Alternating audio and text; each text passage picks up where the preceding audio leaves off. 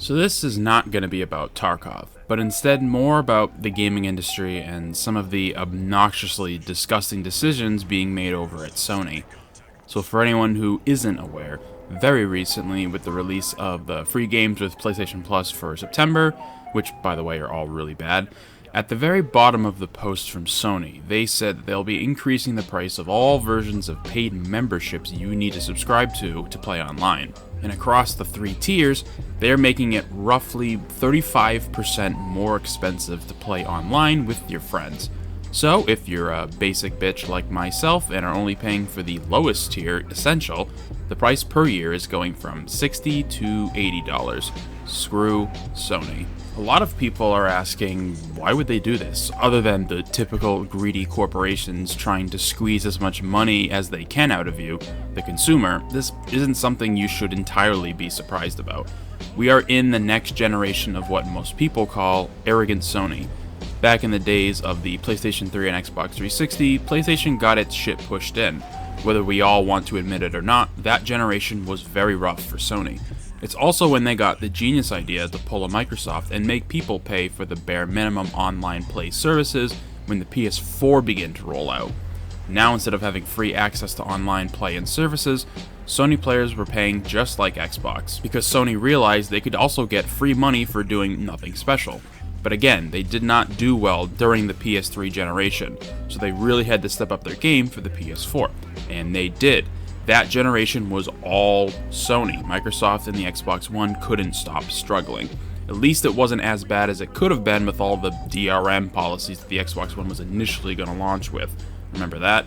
And with the immensely successful generation that was the PS4, Sony has once again figured out they can bite off more than they can chew, and that the customers are the ones to suffer for it.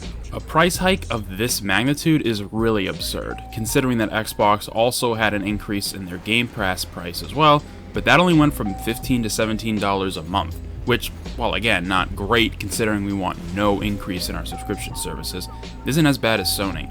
But once again, they realize they can make more money for doing less, and while people will moan and groan about it online, unless it hits their bottom line, they do not care. It makes sense why Sony hasn't made public the numbers of how many PlayStation Plus members they have anymore.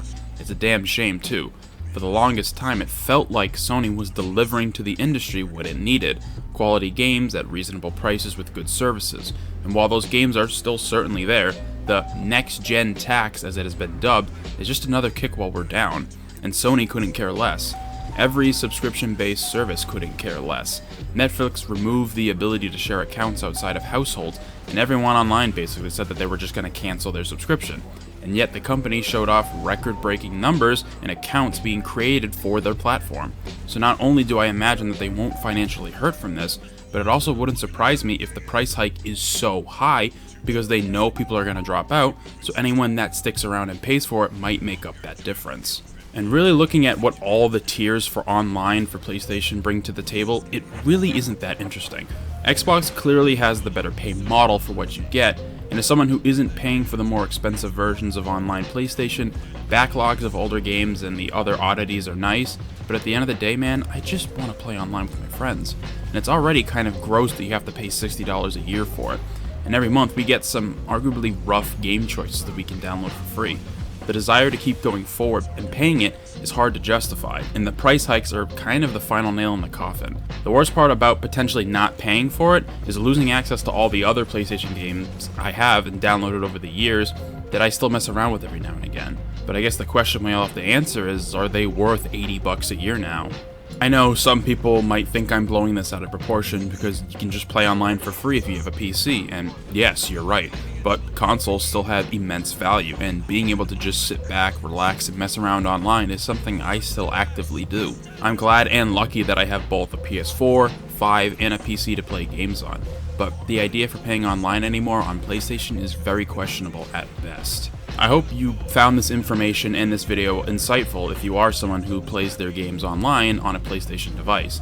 If you didn't know about this before, I hope it was insightful and you contemplate canceling or not renewing your subscription if you aren't happy with this change that will be going into effect September 6th of this year. And if you aren't happy, the only way to get Sony to change their mind, which obviously won't happen, is to hit them in their wallet. Just don't give them your money anymore, and until they provide services and goods that you think are worth the price.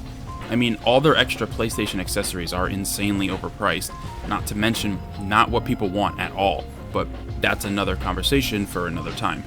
TLDR, Sony is back to their PS3 days of arrogance, and until they get hit in their wallet hard enough, it's only gonna get worse from here. Thank you for taking the time out of your day to watch this video. Let me know your thoughts on this price increase down in the comments, and subscribe for more videos about video game companies sucking massive butthole. I hope to see you in future ones.